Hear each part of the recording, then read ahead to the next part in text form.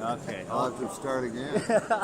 Sometimes I have to radio in the morning, so I'd be up all night, drinking, and then I'd have to get up so I'd come back all drunk, and I go, "Can I get a wake-up call for 7? Oh, it's 5 to 7. I better let you go. You'll be dialing soon." So it was interfering with your work. Yeah. It was. Booze is no good. It's like anything else. Like if you ate a ham sandwich and then threw up for 3 hours, you're not gonna eat a ham sandwich anymore. It's like poison. So, but for some reason, alcohol, it's the worst of all drugs in my estimation. It's good that you call it a drug because that's part of the problem. I think it is a problem when they say drugs and alcohol. Yeah. I agree. But it's the only drug that it's got so many bad attributes.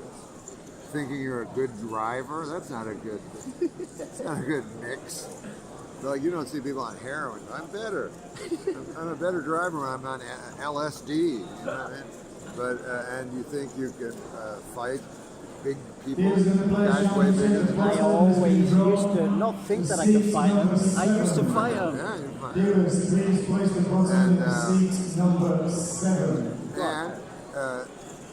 it's got a lot of weird. We're about to start very soon. If you're not ready, please let me know. We can beat. It's like an old guy doing a story. But it's also the only drug where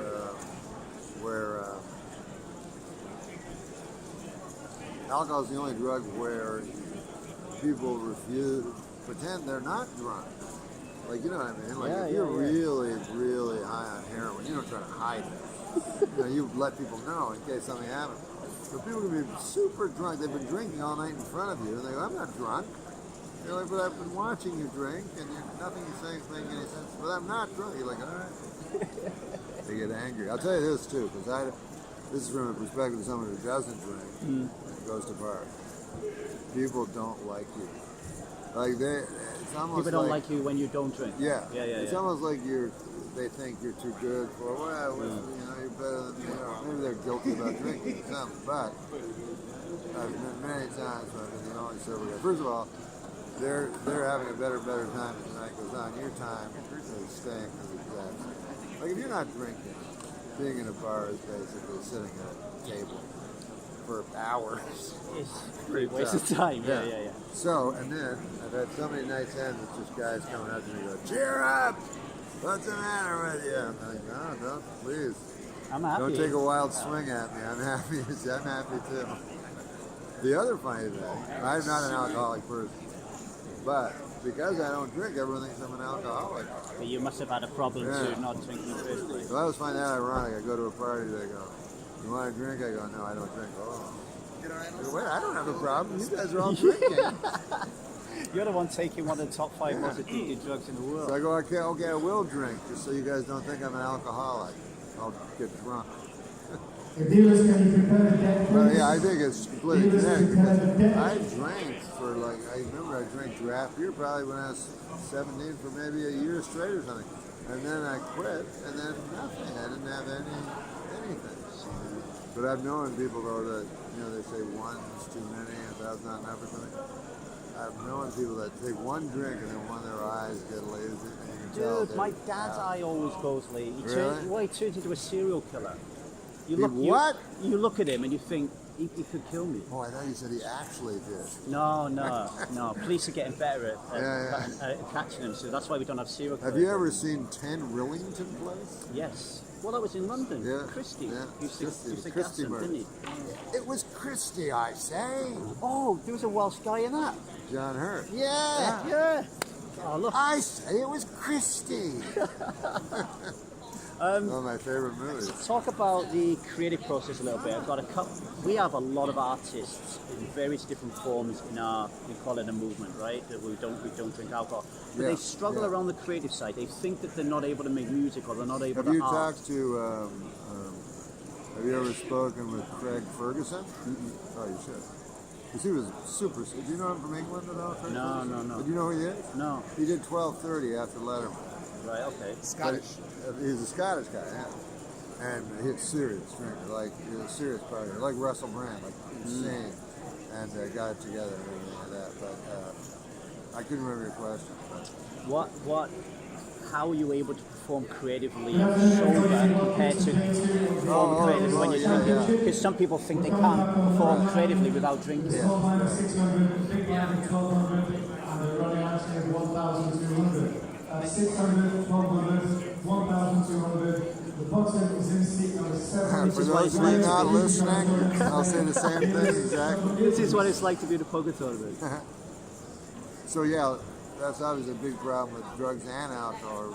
Drugs are alcohol. With all kinds of drugs, specifically alcohol, that creative people start to think it helps them. And maybe when they're starting out, maybe it does. You know what I mean? It relaxes you. It allows you to get a different perspective, I suppose. But alcohol always gives you the wrong idea. It makes you think you're doing better when you're actually doing worse. So I knew, because I used to drink on stage, and you just have more fun because you're drunk. So you think you did better, but the audience wasn't having more fun. But if you watch it on tape, you go, oh, God, like that. Not saying the joke right, you know, I'm fucking it up. And also people, because they party and then Flight A for the 5K event. like if you're partying most of the With the time. dealer button C1, 100 line. 3 players on the table. Dealers. Good luck, everybody. Like if you're partying and all the time, and you're also creating all the time, you think there's a correlation, but there's not. It's causation. It's just you're doing two separate things, and they don't. Obviously, drinking can't help you be creative. It's the opposite. You know? How did you quit? Well, I was lucky because I guess I didn't have the gene or something, and so I was just tired of like. Really, what it was is like 3 or 4 times something happened where I could have died. You know what I mean? Where I just get so drunk that I would walk outside and fall down, or I get in a fight, or almost walk in. You know, anything can happen. And that's why I was so happy when my kid got passed. I feel like that's that window of 16 to 22 or something where you're reckless and drunk driving. And I'm sure it kills more kids than anything. So if you can just get through that, and then when you're older, you're kind of dumb, and not dumb, it's a disease, but you got to be able to quit what is really a childish thing at some point in your life. You know what I mean? If you're still drinking when you're 70 or doing drugs, at some point. Yeah, you got to start taking a real. It takes you away from awareness. Like if you're on stage and you're trying to create the perfect joke or do the perfect, how can you know if you're not? It's the same in life. You're not aware. You're like a fucking zombie. Absolutely. You're supposed to just be. You're supposed to be creating. Like what I always say, because Salvador Dali said it, and it's my mantra. I don't do drugs. I am drugs. Because Dali's thing was I create. And you get a drug-like experience from me. You know, I alter your perception, and I think that's what people can understand. Art can alter your perception. Music can alter your perception. Swimming can alter your perception. Like table 59 has been drawn for the free massages, so every player on that table receives a free massage, and of course the dealer. I always used to. I lived on a boat when I was 15 in Charlotte, Amali, which is, I don't know why I'm playing that way. It's in That is it. It's in St. Thomas, and so every day I would snorkel. And I'm telling you, snorkeling is like you're on LSD or something. You're in another world. Water gives you sort of an otherworldly feeling anyway. And then, 1,000 fish come and separate right when they hit you, this kaleidoscopic sort of color. So, everything in life is just if you happen to notice it. I think sometimes with some drugs, they put something in your brain where you don't think about ordinary things, about getting food and stuff, and you focus on what's out there. It's not out there because the drugs cost. It's only out there because the drugs allowed you to access it, and you can do that without drugs and alcohol. Obviously, people that are most enlightened, can't get it, and they can, like you were saying, they can appreciate it fully because they're not impaired. Yeah, you don't see too many Buddhists off it. Exactly right. And lastly, how does not drinking make you feel? I love not drinking. Like, I love a life square on, kind of. I think it's fun. It's sort of, to me, like a more courageous way to go. And it allows you to see things that you miss, like, that's one thing is people always go, oh, now, you do miss out if, let's say, you stop drinking. Like, if I'm in a bar and everyone's drinking except me, I am separated from it, you know what I mean? But in a good way. I think I'm like, I'm the only guy that's sane in the whole room. Yeah. I'm just looking, everyone's laughing, no funny things are being said. It's just like, I'm just like a sociologist looking at a bunch of monkeys or something. So I think you feel superior. Like, if, let's say you're in good shape, which I've never been in, but I was for 2 months once. I worked out a lot. I remember going into the writer's room, and I was like in the best shape, and I felt like so superior to everyone. Like, I don't feel that anymore. But that's how I feel in bars. Like when Today we'll be playing 8 levels. Exactly like yesterday. It's going to be 8 levels Really in 1 wants to hour. prove to his employer that he's good at his job. exactly. And he's like, if I don't say anything, they're going to fire me. I better talk into it. So 8 levels in Put a the microphone for. Approximate finish time is 9:30. But yeah, like you're disabled really when you're on alcohol. You know what I mean? As registration was still open until the start of the event, we don't have a confirmed number for you. We are working on that. As soon as we have a confirmed number and price, Now he's not even thinking. Now he's not even using words. It's just like incantation. An ancient Gallic. I guess Gallic's French. Gaelic. So yeah, you're kind of disabled when you're on alcohol, and why disable yourself? Life's hard enough. You talk about a really important point. Most people don't want to quit alcohol because they think their status is going to decrease. What you're saying is, when you do start drinking alcohol, your status increases. You feel like I'm fucking with it. I'm the person in this room who knows what's going on. Like I feel better, not worse. Yeah. And it's that thinking that we need to readjust when we prepare ourselves to stop drinking. That I want people to listen to and take on what norms. You probably have to get different mates also, because there is, like I was saying earlier, if you quit drinking, your friends that drink are not going to like that. They're not going to be happy for you. No. They're going to feel you're making a judgment on them. Yeah. That's how people are, and you are kind of, But I was talking to an old man once at the bar. There's that myth of the old man at the bar that's wise and he's there because he has a broken heart. But old people don't care. If you say, "Hey, remember that woman from 40 years ago?" They're like, Ruth. Maybe they went there because of Ruth, but they stayed there for the booze, and they're not wise. They'll be talking to you, and then you hear this atrocious noise, and it's the flow of urine hitting the carpet underneath their bar chair. I've had that before. Oh, that's a good I reason. go, maybe this guy isn't as wise as I thought. He doesn't understand. He's pissing himself as he speaks. Which is a fundamental thing you need to know as a human. Yeah, it takes away the credibility of the aphorism you're spouting at the time. Yeah, I agree with that. How long have you been sober, or do you say sober? Yeah, 2009. Oh, what? Yeah, so 9 years, and I feel at some point they should change the rules so you're recovered, not recovering. And I'm trying to talk to the commissioners And I'm proposing a 100-year cap. If you're 100 years old, you've recovered. As a matter of fact, you could start drinking. Well, we don't really buy into the old AA thing. Oh, you don't? No, you don't. I always start. I noticed you don't have AA talk. You don't have No, AA words. I actually start a podcast by saying my name's Lee Davey. I'm not an alcoholic, and I refuse to be anonymous. Oh, interesting. Because anonymity helps.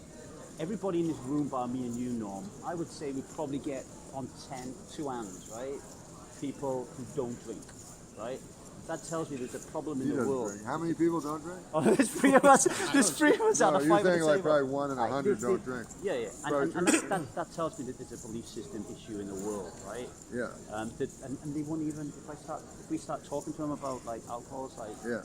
you know, fucking off, except, you know, I get it. Yeah, yeah. You know, and it's like going to a vegan conference and the guy going up to Rich Roll and saying, hey dude, what you said about not eating animals is absolutely fantastic, and they're in the line for the cafeteria and then he orders a steak. You know, that's what you'll get. Yeah, So, no, absolutely. So yeah, and anonymity helps breed that belief system, I feel.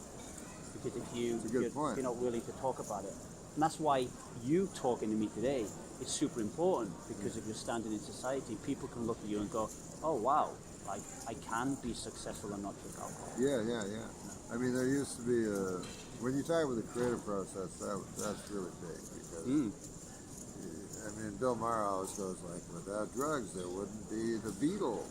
And you're like, no, just because the Beatles did drugs doesn't mean anything. That means the greatest musicians in the world would be guys doing glue on the corner. You know what I mean?